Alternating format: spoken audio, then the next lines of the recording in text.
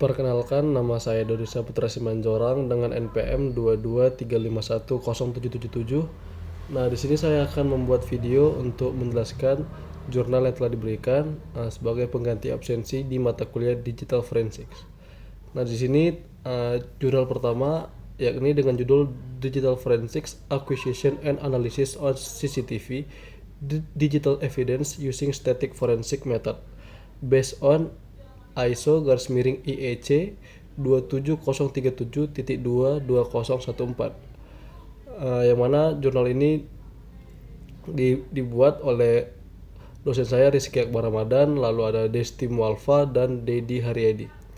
Baiklah, di sini pada halaman pertama ada introduction, yang mana pada bagian abstrak ini dijelaskan atau ditekankan bahwasannya CCTV merupakan sumber bukti digital yang sangat penting, namun seringkali bermasalah secara kualitas teknis. Bukti digital selalu tidak mudah untuk dianalisis secara langsung karena keterbatasan resolusi dan pencahayaan. Lalu oleh karena itu, analisis harus dilakukan menggunakan metode forensik terstandar dan bukan sekedar observasi secara visual. Lalu di dalam pendahuluan ini juga terdapat perbandingan forensik digital dan forensik konvensional. Yang konvensional merupakan berfokus pada artefak biologis maupun fisik. Jika yang digital itu berfokus kepada data dan sistem digital. Lalu ada konsep chain of custody atau COC yang diperkenalkan sebagai elemen krusial untuk menjaga kestabilan bukti, menjamin bukti dapat diterima secara hukum. Lalu di sini juga diuraikan karakteristik dari bukti digital. Ada yang mudah digandakan, mudah dimodifikasi, sangat terkontaminasi, lalu sangat bergantung pada interpretasi ahli.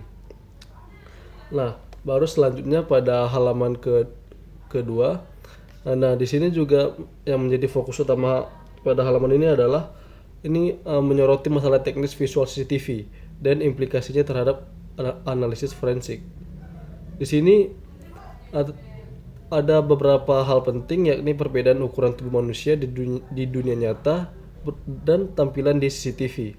Lalu distorsi ini yang disebabkan oleh aspek ratio, resolusi kamera, sudut pengambilan gambar. Lalu masalah ini menunjukkan bahwa pengamatan visual tanpa konteks teknis sangat berbahaya. CCTV tidak mempresentasikan realitas secara proporsional.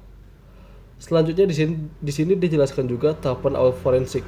Yang pertama adalah akuisisi perangkat CCTV sebagai physical evidence, lalu ada pelabelan dan dokumentasi sesuai dengan chain of custody.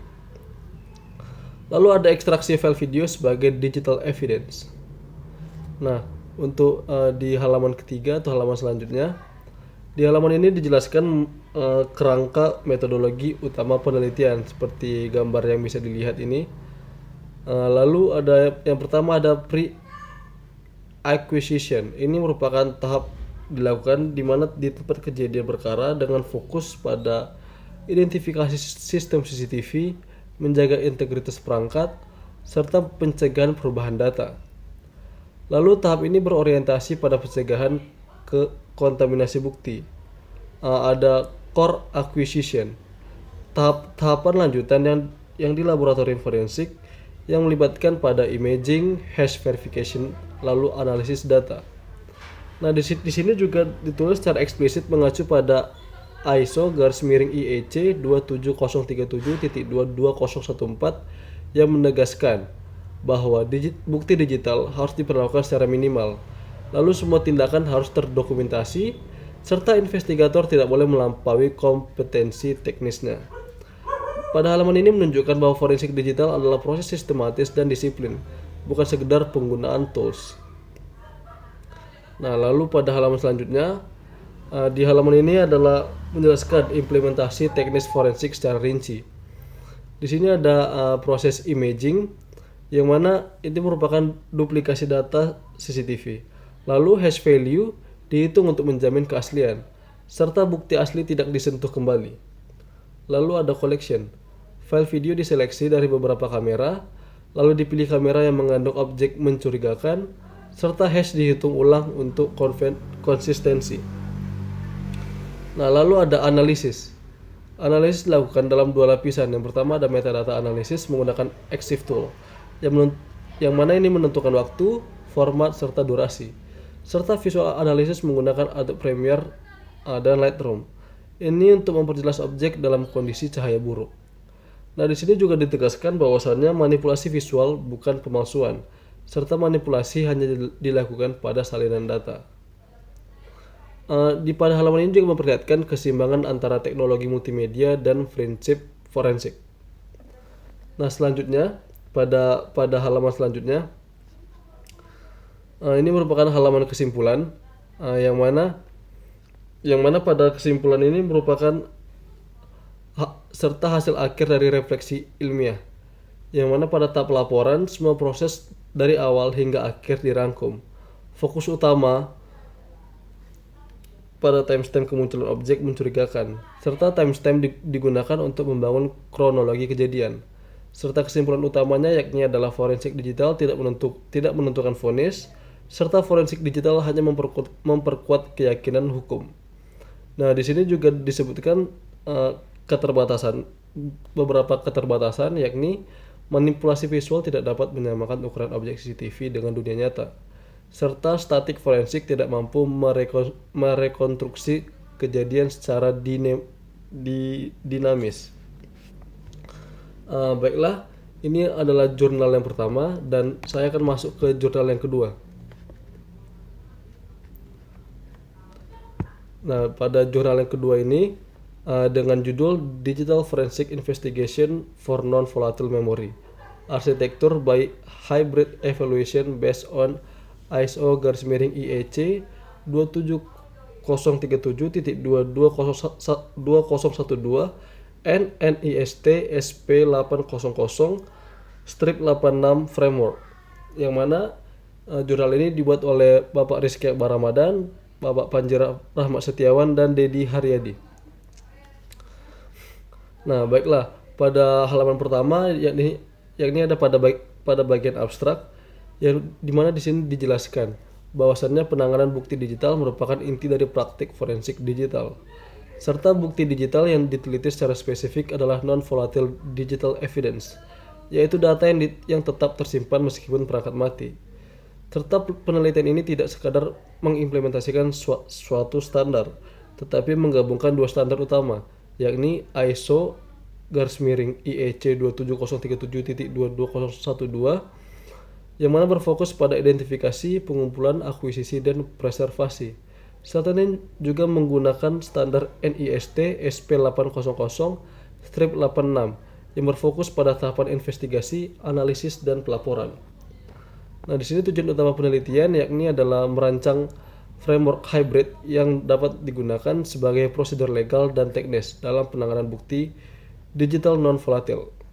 Nah, baiklah, untuk halaman selanjutnya. Nah, di sini dijelaskan latar belakang teoritis secara memperluas cakupan forensik digital. Di sini ditekankan bahwa prinsip utama forensik digital menurut ISO 27037.22012 yakni minimalisasi interaksi langsung dengan bukti, lalu investigator harus memiliki kompetensi, lalu seluruh aktivitas harus terdokumentasi serta kepatuhan pada hukum.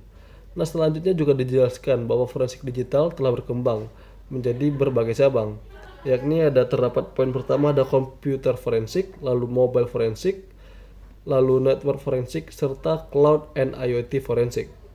Nah, penekanan utama yang diberikan pada non-volatile memory itu seperti hard disk, baru ada SSD, serta flash storage. Karakteristik utama non-volatile evidence yakni tidak hilang saat listrik mati, serta menjadi sumber utama artefak digital dalam investigasi. Nah, pada halaman ini memperjelas objek penelitian dan menjustifikasi mengapa non-volatile memory sangat krusial dalam forensik digital. Nah, pada halaman selanjutnya, yakni membahas pendekatan forensik dan arsitektur sistem komputer, yang dimana di sini dibandingkan dua pendekatan, ada static forensik dan live forensik. Yang static forensik ini dilakukan analisis saat sistem mati, lalu fokus pada imaging dan analisis bit by bit, serta minim resiko kontaminasi.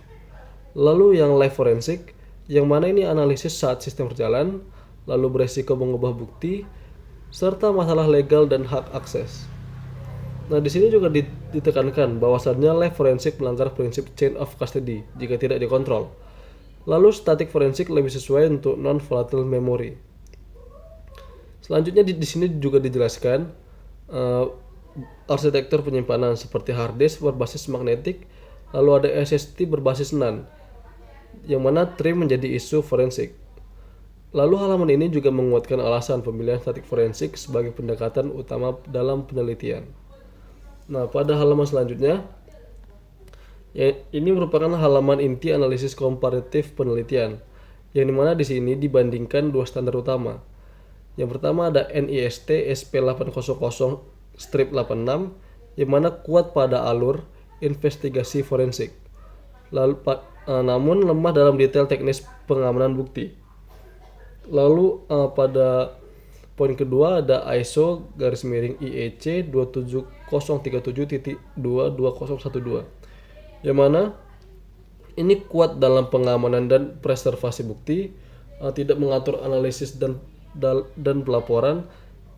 Lalu tabel perbandingan menunjukkan bahwasannya NIST itu kuat di proses, sedangkan ISO itu kuat di prosedur teknis awal. Nah, dari sinilah muncul kebutuhan integrasi framework. Lalu pada halaman ini juga menunjukkan bahwasannya tidak ada standar tunggal yang sempurna, serta integrasi menjadi solusi ilmiah dan praktis. Lalu pada halaman selanjutnya, yakni di sini disajikan hasil utama penelitian, yaitu framework baru.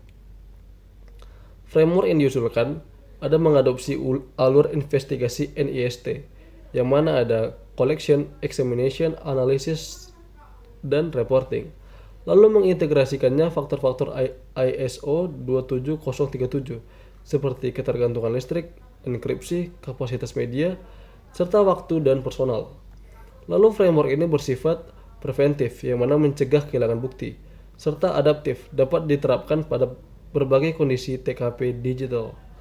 Pada halaman ini menegaskan kontribusi ilmiah jurnal berupa model konseptual baru. Nah, lalu selanjutnya pada halaman selanjutnya, yakni ada kesimpulan, yang mana halaman ini berisi tentang evaluasi kritis penelitian, yang mana yang menjadi kesimpulan utamanya adalah integrasi NIST dan ISO menghasilkan framework yang lebih kuat. Lalu framework mempertimbangkan aspek teknis, hukum, dan sumber daya. Di sini juga keterbatasan penelitiannya, yakni framework belum diuji langsung oleh aparat penegak hukum, serta masih bersifat konseptual. Baiklah, sekian review dari dua jurnal yang telah saya review barusan. Saya Dodi Saputra Semanjorang, terima kasih.